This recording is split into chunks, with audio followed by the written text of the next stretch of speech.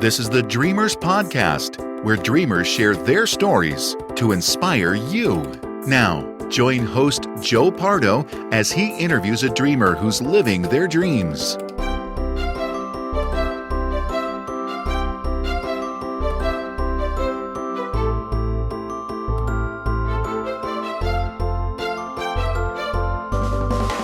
Welcome to the Dreamers Podcast. I'm your host, Joe Pardo, and today I am interviewing Mike Scopa, who is living his dream by helping people around the world plan Disney vacations as well as getting them into a healthy lifestyle. Welcome to the show, Mike. Hey, Joe, I was thinking today as I was coming back from work, are you related to that game announcer, Don Pardo? No, unfortunately, I am not. Okay. So all that Price is Right money is not coming my way. Okay. It doesn't matter. I'll still agree to be interviewed. Well, thanks. It's very, very nice of you. That's what I do. So let's start by giving our audience a background about yourself. Wow. How far back do you want to go? Do you want to start with the healthy lifestyle, or do you want to start with the podcast WDW Today? I mean, I started out as a child, what can I say? Always been into sports and athletics. I was never home. I was always playing baseball or basketball or whatever. As I got into high school, more and more sports. It got to the point where when I was 18, I was coaching my first baseball team, not playing, but coaching. And I coached from 18 to, I don't know, but I know that in Merrimack, New Hampshire, I guess my hometown now, most of my life, I coached more baseball games than anybody in the town, in the history of the town. Coached basketball. I know this sounds a lot different than what my profile is supposed to be on WW Today, but I've touched the lives of a lot of kids, a lot of children, to the point where I was coaching so long. And I've told this story, and a lot of people shake their heads that one of the first boys that I ever coached actually coached my son in a tournament basketball team because I was coaching so long that the kid who I coached, he ended up growing up into an adult, and he started coaching boys too. It was really funny, but that was a big part of my life, trying to shape values on these boys, girls too. There have been many times where I caught the wrath of a lot of parents because rather than try to win a game, I tried to build character, and it was kind of tough to do, but in the end, I think that I did the right thing. So that was a big part. When I got into college, I started running. I've been running for 45 years. Do the math. Wow. And 46 years. And it's really funny over the years how things have changed. PRs are now a thing of the past. When I used to run 6 and 7 minute miles, now they're in double digits, but that's fine with me because I have nothing to prove. The whole idea is to stay healthy, promote a healthy lifestyle. So that's basically where the running comes in. The Disney stuff came a lot later in life. Let's talk about what inspires you. I think what inspires me are special people, because I think that one of the things that we do in our lifetime is we observe a lot of things, and we try to emulate those people who motivate us, who make us tilt our heads and say, that's really good, or that's really bad. I think that when I see someone doing something good, it makes me think, have I done anything good for someone today? So I think that people make the world go around. I think that people inspire me to reach out and do at least one good deed a day. So I think that's very important. So how did your running come about? And then we can get into how your Disney obsession came about. Well, what happened was that when I was growing up, I was a fairly decent athlete, pretty fast, pretty strong, and I decided to see what I could do with it. And someone asked me to. I was supposed to play football for my high school team, but the problem was that I had an issue with the running back coach. I was not the easiest person to coach, and so I had an issue with him. And I decided that I didn't want to deal with him. And unfortunately, he was the varsity baseball coach. So I decided that I wasn't going to play baseball for him either. So I ended up playing baseball in a park league. But one of my teachers was the track coach, and he asked me to join the track team to do some weights and everything. And I threw the javelin. I came pretty close to setting the school record. I came within 2 feet 2 inches. Just used to pick the thing up and throw it, but it was also pretty quick. So I would actually train with the varsity and the JVs on running, and I got into running, and it didn't do much. I'd do 1 mile or 2 miles, and then when I got into college, I said, "Gee, let's see what I can do," and I started running 3 miles and then 4 miles, and next thing I know, I was really hooked into it, and it was just one of those things where I just kept on running and here and there, but never really, trying to develop it. I just felt it was something that I enjoyed doing. It was a way to have some solitude and to do a lot of thinking. And then when about 10 or 15 years later, I really started running, and I haven't stopped yet. Along the way, I've learned a lot. I've run with a lot of people. I've known very fast runners, and I've known very, very challenging runners who had to meet many odds. And it's something that I feel has kept me in decent shape for my age and allows me to get up every day and do the things I want to do. And I think that it's something that everyone should look upon as being, a piece of their life that could improve the quality of their life. So how did your session at Disney come into play? I remember doing a report in 1964. When I was in junior high school. I did a report on the 1964 World's Fair. And I talked about a lot of things that a lot of people know about what happened in the 1964 World's Fair with Walt and General Electric and Progress Land and Audio Animatronics and Carousel of Progress and all that good stuff. I remember when I was in college reading a Time magazine that talked about Walt Disney World. It was 1971. And I wasn't sure if I'd ever get to go. And I was just curious about everything. I was always a big Disney fan. I grew up with Disney movies, with Disney on television. I got to see Walt on television live and all that. Then in 75, I took my first trip. I was really was amazed at the way that the park operated. My career path, what I've been doing in business all these years, had a lot to do with it. I was very much interested and motivated by how they did things. I went back in 1976, and then with kids and mortgages and stuff like colleges and stuff, didn't get to go back till 1990. And ever since then, I've been studying how they do things. I've been trying to figure out the best way of making the most of your vacation. When I was working for a large corporation, I was one of the moderators of a Disney board, and I would come back from my trip, and I would write these very exotic trip reports, and everybody loved them. So every time I went, I wrote a trip report. That led to, I used to jump on a Disney chat, an AOL Disney chat a long time ago. It was on the second Tuesday of every month or the first Monday of every month. And I remember the host of the chat was someone named Laura237. And so we would have, I don't know how many people would be on it. And it was an AOL.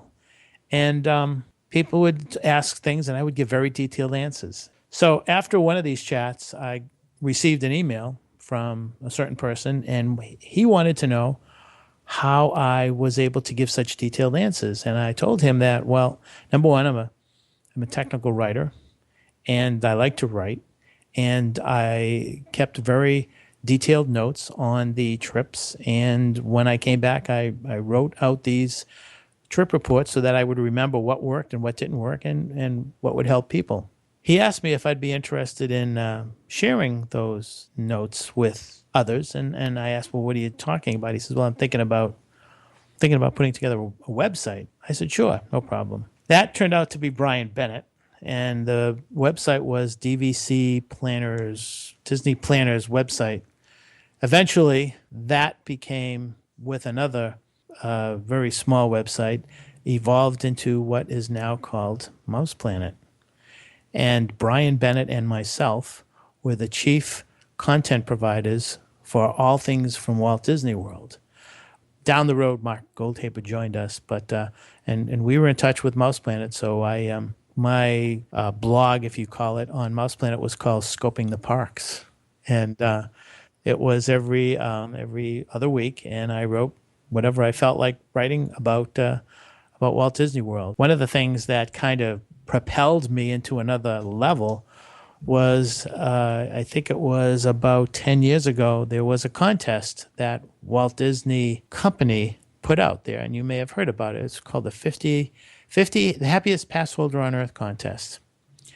And what it was it was open to annual pass holders, and they asked, the Disney Company wanted to find out what people felt about their company and why they felt they were one of the 50 happiest pass holders on Earth. So, I saw the contest and I think I talked to people about it, but I never really took a lot of stock in it. Then about 2 days before the deadline, someone had sent out an email. I think it was Mark Goldhaber had sent out an email to everybody on Mouse Planet saying, hey, just to remind everyone, it's 2 days away from the deadline. So I read that morning before I was going to go to work. And I said, well, let me just throw something together. So I threw something together. And I remember walking out of the house and my son said, what's in the envelope? I said, oh, this is a contest I'm going to win. And if I win, we're going to go to Walt Disney World. And he's just laughing and whatever. So I mailed it. And about, I don't know, a month or two later, this package comes in the mail with a letter attached to it. I opened up the letter and it said, you've won. Oh, what's that? I opened up there was a slip case, and in the slip case, I opened it up, and there was a 3-piece prism, I'd say about 10 to 12 inches tall. It was in 3 pieces. It was a prism. Each part of the prism represented a castle from a Magic Kingdom theme park around the world.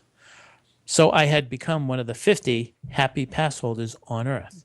They invited me to Walt Disney World, and for a media event. It was the following year. I think this was 2005 in April, and I got to see the opening night for Lights Motor Action stunt show. So that was kind of neat. And so I decided that maybe all these years of studying Walt Disney World and what it means to me paid off. So, because whatever I wrote, I'll keep that a secret. Whatever I wrote was very touching. So. But then it took another step higher. About a year later, the house phone rang, and I answered it, and there was somebody named Mickey on the other end. Not Mickey Mouse, but Mickey. Hi, this is Mickey from Walt Disney World. Mike, we'd like to invite you to come to New York City for the announcement of a special promotion that we're going to do. And I said, what's this all about? We want you to represent all the pass holders for Walt Disney World. And I was just floored. And I said, is this on the level? He said, yes. He said, I will send you an email following this conversation, giving you information on how to book your flight. We're going to fly you to New York City. We're going to put you up in, I think it was the Soho, someplace in Soho. And we want you to attend a special presentation. And we're going to interview you. And, one more thing. We're going to put your photograph in the Mickey monitor. I didn't know what to say. So anyways, I was flown to New York City. I had my own Disney representative, also Greg, and I forget his last name, who writes the Mickey Monitor. We were, my wife and I, we were taken out to dinner. I was interviewed for 4 hours about what Walt Disney World meant for me, how I, as a pass holder, feel about how pass holders should be treated. I was taken as a guest of honor to a special convention hall, whatever, and it was Disney at their best. The ceilings were painted blue. There were clouds. I got to see Jay Rizzullo, who was, I think he was executive vice president in charge of Disney parks around the world. Got to see a lot of famous celebrities talk and sing about the promotion, and the promotion was the Year of a Million Dreams, which you may recall. Yeah, I do. It was pretty interesting. That was a pretty big deal for me, and it really. They were supposed to have brought someone to represent Disneyland, but that person never showed. So I was it. I got to sit and see some very interesting things. So that kind of was a whirlwind year for me. The following year or two, I got a call from Fred Block, who you know.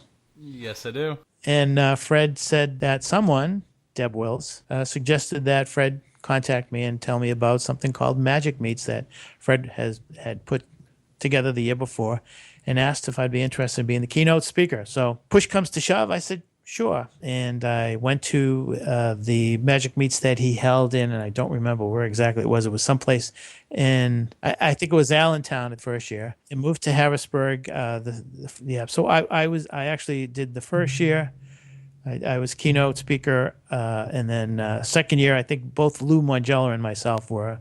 He had 550 people. That was pretty cool, and I got to talk to a lot of people and meet a lot of people. And then, of course, you go from there to Mouse Fest, and along the way, something called WDW Today happened. I mean, I had known Len for a while. We had done stuff. Bob Selinger, I knew Bob. One of the things that Bob and Len always talked about is I wrote an article on. I always try to do things out of the ordinary. I didn't want to do your regular blog, and on this particular blog, I wrote how I had fallen asleep behind some bushes up near the castle, and I had awakened at 2:30 in the morning. And I had written it on a Friday night. I started writing it at around 10 o'clock, and when I finished, it was 2 o'clock in the morning. I didn't realize it was 2 o'clock in the morning.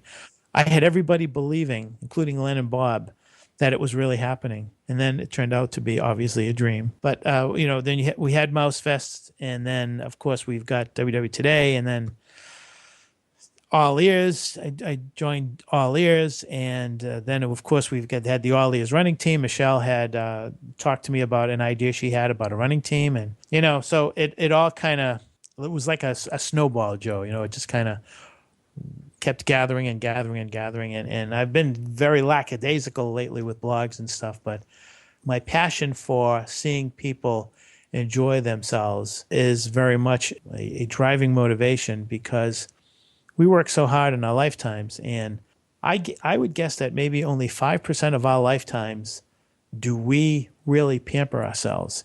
And one of those moments would be when we take ourselves and put ourselves on a plane, or take our family and put them on a plane and go down to Walt Disney World.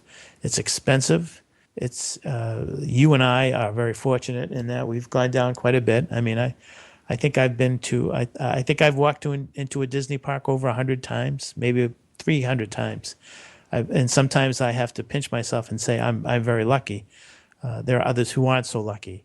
They don't get to go as often as they would like to. So when they do save up, when they do have the time to go, I want to make sure that they make the most of their time. They make the most of their hard-earned dollars. And I think I speak for everybody on WW Today when I say that.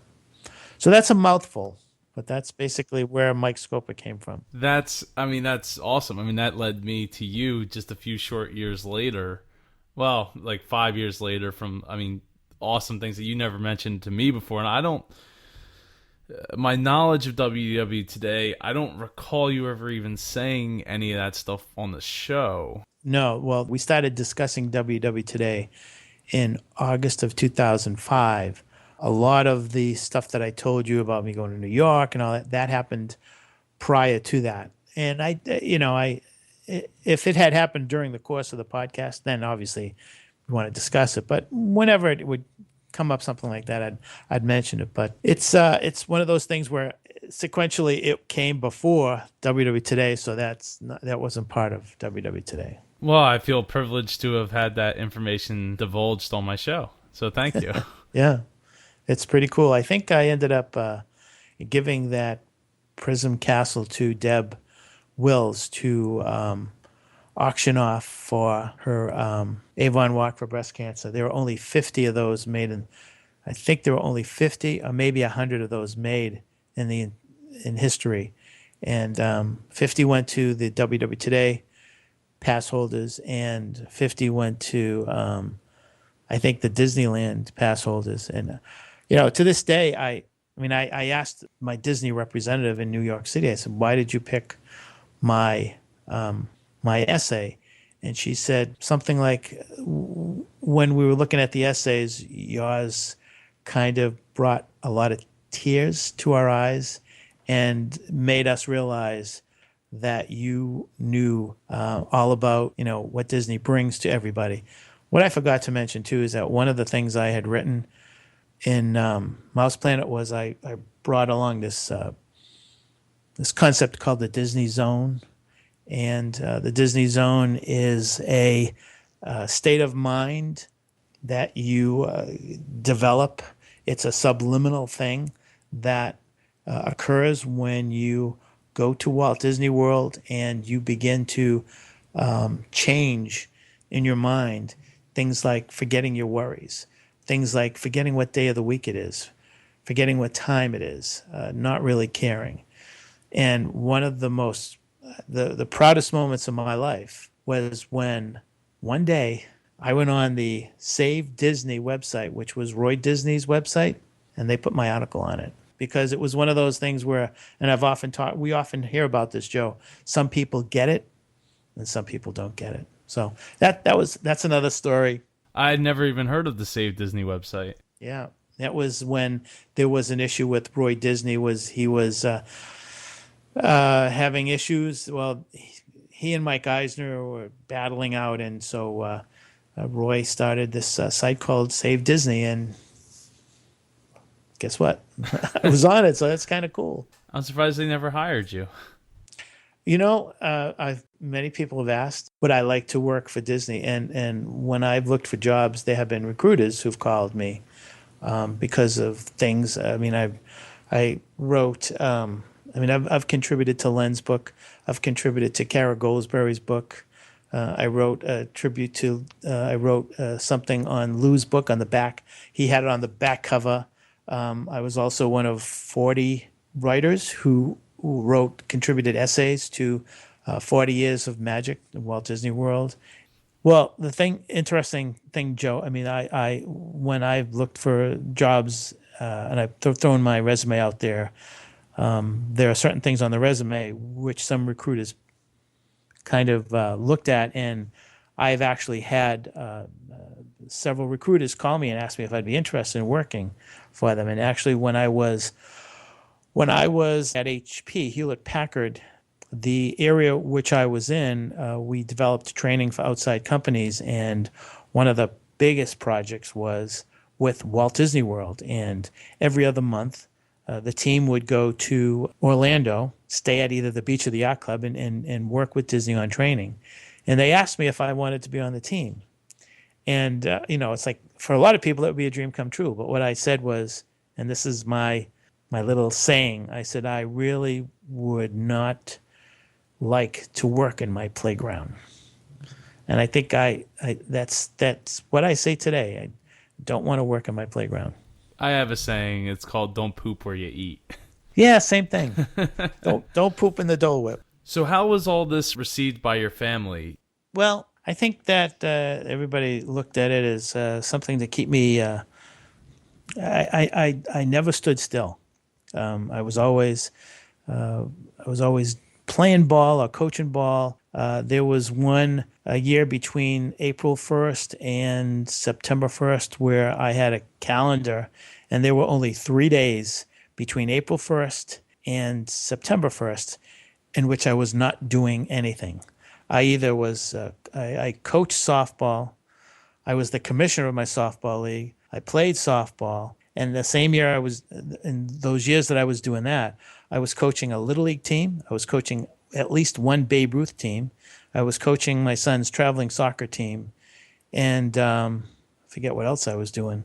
But so from April through September, and I ended up coaching all-star teams too. It was just very busy. The only time I could run would be in the morning, or it would be during lunchtime. And I think I think everybody saw me as being just a perpetual motion machine. It enabled my family to become like my daughter saw how I was doing stuff, and my son.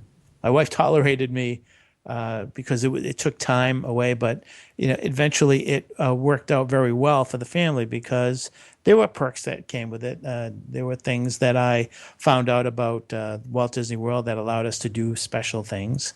I knew the ins and outs when we would go to Walt Disney World, and I would go for 2 weeks at a time.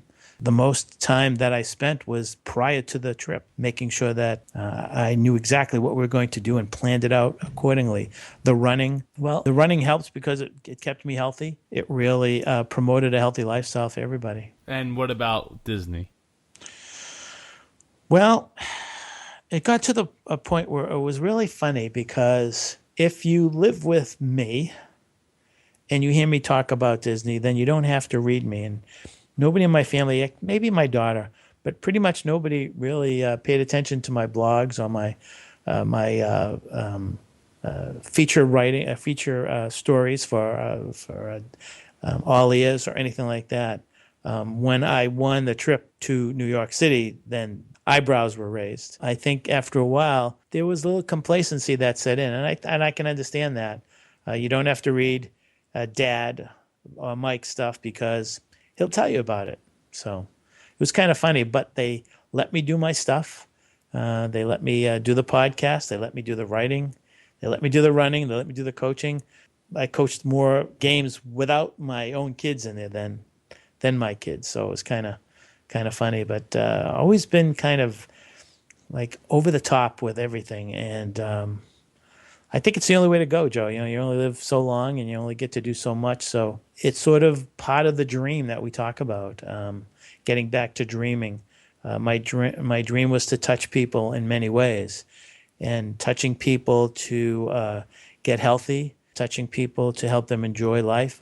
One of the things that Deb asked me to do is do something like a running blog. And I think it was 2007 or 8.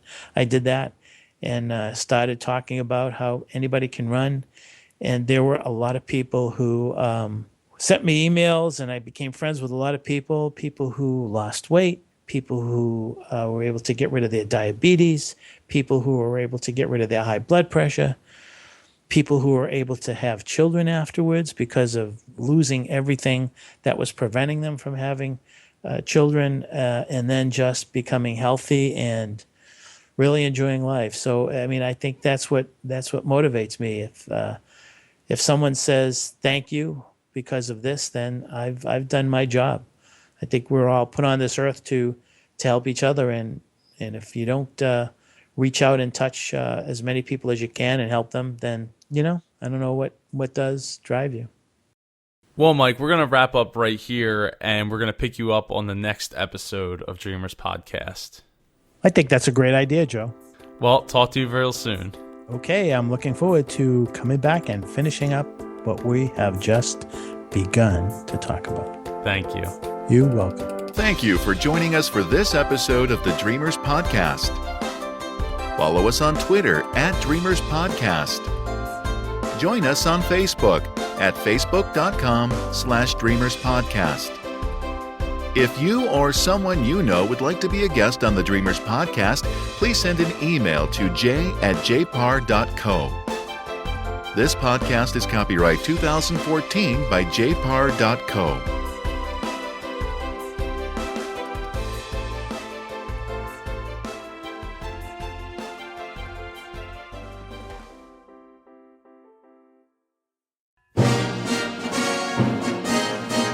My name is Al. And I'm Joyce. And we're huge Disneyland fans. In fact, we love the Disneyland Resort so much, we host a podcast dedicated to the happiest place on earth to share that passion with others. That's right.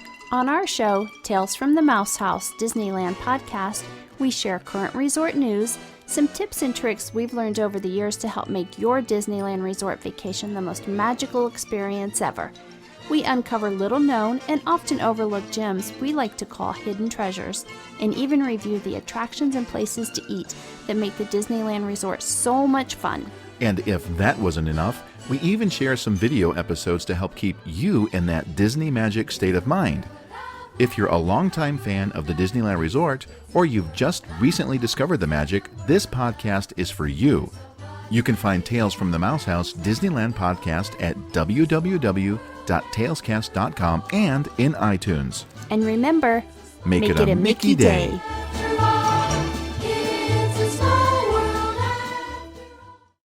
Psst. Hey, you like Walt Disney World? You like insider tips and tricks? Well, what if I told you where you can get the two together? Head on over to WaltDisneyInsider.com for the latest news and tips from Walt Disney World. And tell them Joe Pardo sent you.